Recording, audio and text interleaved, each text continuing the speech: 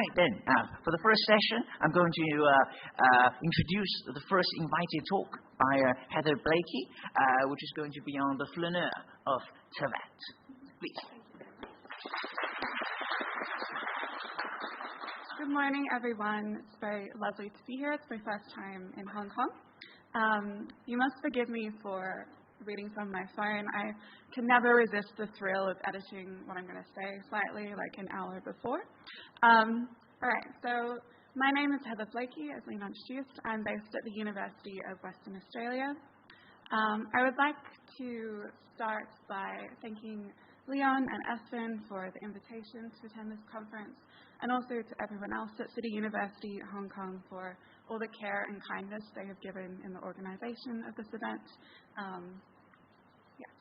So, as Leon said, today I'm going to be talking about the flâneur of Teyvat. Genshin Impact and I have had a pretty long relationship. We're very committed and in it for the long term. I have been playing the game since 2021, and my sort of ongoing journey with the game has kind of kept pace with my PhD as well, which I'm submitting in next March. So this kind of feels like a nice, fulsome moment. In particular, while I've played, despite the fact that it is a work that is sort of centered around gacha characters, I have found myself continually drawn to Genshin Impact's protagonist, the Traveller, and the obtuse and slippery nature of their characterization.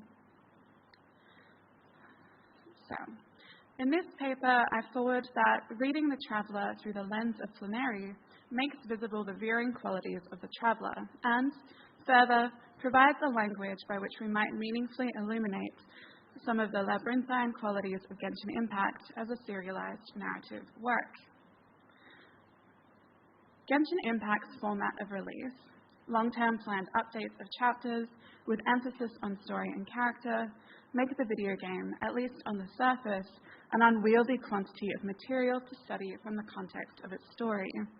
This is not even including the temporal ephemerality of limited-time events and other content. Yet, I argue and am continually interested by Genshin Impact's format, and I argue that... Let me run myself back. Yes, I argue that Genshin Impact's format, and potentially that of other live service chapter-driven video games, hail to a longer history of serialized storytelling.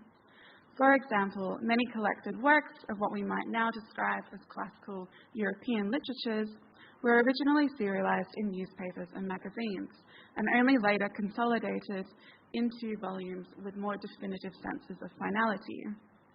My interest in understanding the relationship between serialization, flâneur, and Genshin Impact is another thread that connects me to Benjamin's posthumously published Arcades project, a text of particular emphasis in my analysis, and which is also critically valorized for its fragmentation. The Arcades project challenges the structure of the academic text. The project is a work that can be read in instances, and also in what can be perceived of its incomplete and thus endless whole. In this latter point, I find some similarity in my reading of the Arcades project and my playing of Genshin Impact. Both works are prone to twists and turns in their apprehension, are anti-linear and composed of instances of thought that are recognizable as something collective, but are still as reliant on their dead ends as they are on an ephemeral center that evades capture. The figure of the flâneur that I am referring to emerged as an avatar of the city predominantly in the literature of the 19th century European metropoli of London and Paris, typically in the context of explicit boundaries around culture, class, gender, and sexuality. Namely, flâneur typically referred to a masculine and Caucasian figure of a certain wealth that enabled them to take part in flâneur without risk. The flâneur in the imaginaries of the 19th century is a walker and a witness, within the crowd but also fundamentally separated from it. The flaneur's refusal to match the speed of the status quo allows them to lever open other realities in the mundane world, uncovering what is hidden in what Benjamin describes as otherwise vanished time. In the 21st century, the topographies of the flâneur have dispersed into a more global context, and its political stakes have thus shifted. In many urban centres, the act of meandering by foot has become anachronistic, impeded, and at times openly disdained in favour of what Solnit describes as an apotheosis of speed. In other words, a worship of the present, progress, and immediacy. The original aims of flâneurie, to subvert hegemonic concepts of time, space, and order, thus remain enchanting to artists, activists, and scholars alike. While I do suggest the flâneurie of the traveller is visible across Genshin Impact as a work, for the sake of this talk, I will further consider the traveller's flâneurie in specific relation to the in-game quests, detritus, and literature related to the Narcissengruz Order, a mostly defunct secret society established over 400 years prior to the traveller's time in Genshin Impact. And this is the only photograph of this group that you can find in the game. The story and detritus of the Order is spread across the regions of Fontaine, Sumeru, and Nordkrai in Genshin Impact, and is largely discovered as the traveller wanders undirected across the landscape. To provide a very perfunctory summary of the Order's place in the story of Genshin Impact, the Order's great discovery was a formula crafted by a prior civilization that predicted the fate of an entire world, a prediction that always leads to doom. Two of the Order's founders, René de Petrichor and Elaine Guillotin, reached a stalemate in their response to the crisis, causing the Order to fracture, with each side of this small secret society pursuing their own resolution to the world's inevitable end, and each failing to achieve it within the means of their choosing. Despite their perceived failures, both René and Elaine's impact on Teyvat sprawls across the map, trackable in papers, photographs, technologies, and other artifacts left in their wake. The Order is notable as one of numerous groups scattered across Teyvat that fundamentally influence the world, and yet, for the most part, are only encountered by the traveller via their ghosts, detritus, and at times those who inherit their legacy. Locating these hauntings in Genshin Impact typically tend to be categorized as world quests, which are typically sprawling plot lines to be stumbled across, but that are deeply entangled with nonlinear articulations of Teyvat's histories, pasts, and futures. Genshin Impact's world quests are unusual in the sense that they form a substantial component of Genshin Impact as a creative work, yet are almost always optional, left to be uncovered by the player, and thus emphasizing them as pursuits of curiosity. Curiosity being what Baudelaire described as the mainstream of the flaneur's genius. In the sense of discovery, I argue the traveller's character and characterization mirrors Benjamin's conception of the flaneur as detective-like and pursuant. One of Benjamin's examples of this pursuant flaneur is found in Poe's short story, The Man of the Crowd, in which one flaneur pursues another. In The Man of the Crowd, the protagonist arrives at no true conclusion in their pursuit. What the flaneur gleans from their witnessing is unknowable and isolating. The Man of the Crowd in Poe's story has no terminus, a line that is also repeated throughout Genshin Impact. And thus the story of the Man in the crowd ends on a note of ambivalence, as the crowds cannot be consolidated into any singular resolution. In some ways, one could say the man in the crowd wastes the protagonist's time. Yet, in that wasted time, the protagonist transcends the domain of their own existence and creates a picture of the urban populace that strafes between class and industry in a way that would not be visible without its meandering. Similarly, the collected detritus of the Order also creates loops and ripples in the fabric of Teyvat, made visible by the traveller's flaneuric tendencies. The detritus, what might be considered the result of the Order's wasted time, becomes a source of a literal transcendence in Genshin's recent lunar sequence, resulting in a fundamentally different fabrication of time and space in Teyvat. Throughout Genshin Impact, the traveller is regularly acknowledged by other beings in the world as a witness and as an individual capable of resisting fate, an obtuse shorthand for the preordained future of Teyvat. I suggest the traveller is endowed with the ability to resist Teyvat's master narratives by nature of their meandering, in the same way Benjamin considered flâneur a demonstration against the division of labour, or, in other words, a demonstration against the division of time. The flâneur refuses the fate of solely forward movement and progression, and instead brings the past, present and future into conversation with one another through the act of moving and looking differently in structured space. Thus, I propose there is a significance in reading the traveller as a flâneur, and that they become a protagonist that is unbound from closed narratives and is thus able to imagine and pursue complex relations across time and space in Teyvat, ultimately enabling the possibility of alternate futures. Thank you. I propose that this, in part, may locate the significance of Genshin Impact storytelling in a modernity insistent on the structures of time and often beset by the omnipresence of doom in a way that demands our reaction but encourages our inaction in the face of the sublime scale of environmental devastation and capital extraction. In such a context, the flaneur's active drive to complicate time challenges melee of inevitability, or of fate, and reinscribes attention to the material into action. In the world of Genshin Impact, I argue that the traveller introduces a variable to the landscape to create a world with no ending. And that's it from me. Thank you very much for listening. These are my details and my Genshin UID if anyone wanted to play together. Great. Thank you very much, Heather. If we can just ask you to stay up here, we're going to have the questions and answers immediately after each talk, just to be fair to every presenter. And everybody is sitting at the front, so we do not need to have a roaming mic. If you have a question, raise your hand. The chair will pick you, and all you have to do is press the button in front of you. That will activate the microphone at your seat, and you can just speak into that microphone. We do not need to walk around with the microphone. So, any questions for Heather?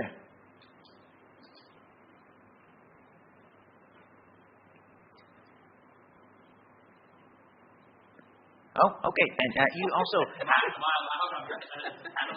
yes, of course. I'm not sure we even need the microphone for you, but you also do have one, yes. You have a loud voice. Thank you for the wonderful presentation. I love the discussion of Genshin as a 19th century kind of serialized narrative. I think that's a really astute observation. I wanted to ask you, I've got a number of questions here, but I'll limit myself to just one. You're talking a lot about the traveller. Of course, the traveller is accompanied by Paimon throughout their journey. And I'm curious, how does Paimon work with this idea of the flâneur? Is this because the traveller is this wanderer, the flâneur, this kind of man of the crowd. Yeah. But then a man of the crowd with a fairy, is the fairy also part of the crowd? Is the fairy, Paimon's sort of an outsider. I wonder if you could talk a little bit about that. Well, there's a little known passage in the Arcades project where Benjamin talks about a fairy that follows the flâneur. Oh. No, I'm kidding, I'm just joking. What? So I trimmed this speech slightly because I was worried about going over time, but sort of the other part of this paper, I suppose, is looking at Du Bois' situationist movement and the idea of derive or drift, which is not quite flâneur, but has some relations in terms of the idea of sort of restructuring time and space through action and movement. And in Du Bois, what is it called again? I can't remember. It's a short essay that talks about his ideas about this. And something that is important to the idea of drift is that it happens in groups of 2 or 3, ideally. Okay. So I think there is sort of perhaps more for me to think about and look at in the context of Du Bois' theory. But it is interesting that sort of later conceptualization of wandering through urban space and things like that. Oh, you're not. Yes, I think we need to speak into the microphone for the online attendees. Oh, sure. Sorry, my apologies. Yes, I forgot. Yes, so that would be where I would start to look. Great, thank you. That question. Thank you for the question. Great. Any other questions? I might ask one in the meantime, which I suppose would be how is the main character in Genshin Impact different from those in other games from this particular perspective? And also, does choosing one or the other sibling change anything about this? Yes, is one canon or the other not? Yeah, I think for me, at least I'll answer the second part of the question first. And then, could you just repeat the first part of your question? Oh, yeah, I how guess do they differ from other main characters, especially in the context of gacha games? This sort of storyline seems... Yes, yeah. I think part of the reason that I sort of link some of these ideas with the serial format of which a lot of gacha games follow, where they have sort of ongoing releases of chapters and things like that, is that I didn't say at the start, but my discipline, I come from literary studies. If you're studying a novel, say, you have kind of like an end, so to speak, to work with in terms of your analyses, whereas a lot of these gacha games don't have that. Furthermore, something that really struck me when I started to play Genshin Impact is they initially appear as this kind of almost like blank slate kind of heroic figure that don't seem to have an enormous amount of depth. And then I think it's perhaps maybe one of the first chapters where the Abyss appears. They suddenly reveal that the traveler knows about this ancient civilization called Khaenri'ah and has memories of it, which struck me as strange and as something that has continued to occur throughout Genshin Impact, that the traveler withholds information from the player and kind of holds a kind of distance. There's a degree of unreliability to them, which I think we don't often see. Just off the top of my head, a video game like The Witcher 3, we're privy to Geralt's internal thoughts, or sometimes characters' notes and things like that, whereas the traveler kind of strikes me as distinct for not, for keeping that part of themselves private and distant. And yeah, I think in a serialized work that doesn't have a clear sense of an ending, whether Genshin Impact will ever end is dependent on a whole bunch of different factors, that this kind of ambivalent character who can take on different roles. The traveler can be like a chef, they can be, a warrior, whatever the narrative demands of them, they fulfill. In that context, I think the flâneur is a different kind of sort of narrative lead than a typical heroic figure. Yes. And in terms of the gender question, I have mused on this because obviously there is a lot written more recently about the flâneur is typically masculine, and then we have the flâneurs later. Lauren Alkin's book talks about that, and whether or not women can be flâneurs. That's not even counting things like location and geography and stuff like that. For the purpose of reading Genshin Impact, I think it doesn't matter which twin you play. Their stories are pretty fundamentally identical, and I think the fact that they seem to be part of like a split part of one whole is quite interesting as well. So for now, I've looked at it just in the context of the game itself and what is there, rather than approaching explicitly gendered reading, partially just because there is so little difference other than the outfit they wear, basically. Great. Thank you very much. I think the method reflection about studying this serialized thing is really interesting. Do we have any other questions? I do have something that follows up on this. Oh yes, Callum, please use the microphone. Hello. This might be a asking you to go and play a million games type of question. Given that some of this comes from the development of the game, do you think I'm going to call them Genshin likes or Genshin derivatives thinking, Wuthering Waves, Honkai Star, do you think that this, some of this seems specific to Genshin, some of this seems specific from the development? do you think other games kind of exhibit these features like accidentally or on purpose, I guess? Yeah, it's a very good question. I kind of pride myself. I was like, I am going to be 100% up to date on Genshin Impact story by the time I come here. So I crowned like not cry last week, basically.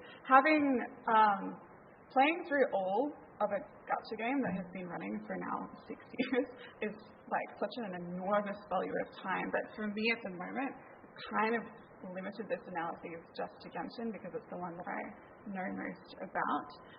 But I think,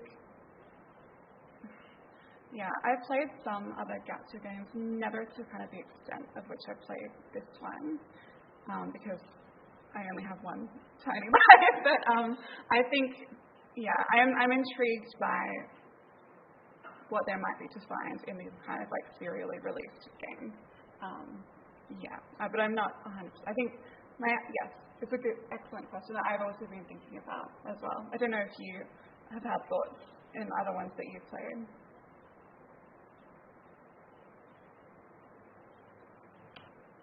Not particularly. Mm-hmm.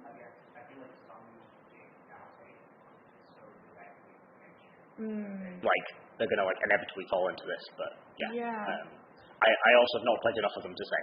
I'm not sure if this is true for Genshin, but I think if you look back at really popular video games, like I mentioned The Witcher earlier, most would probably agree that after The Witcher 3 came out, we had a bunch of games that looked a lot like The Witcher 3 or like franchises like Assassin's Creed, kind of almost like repositioning themselves to sort of mirror that gameplay style. I think it's possible that Genshin Impact's design may be a similar kind of like sort of like touchstone game in sort of open world gacha games, but I'm not confident in making that assessment without knowing a little bit more about some of the other ones that are out there. But Great. Thank you very much. Thank you.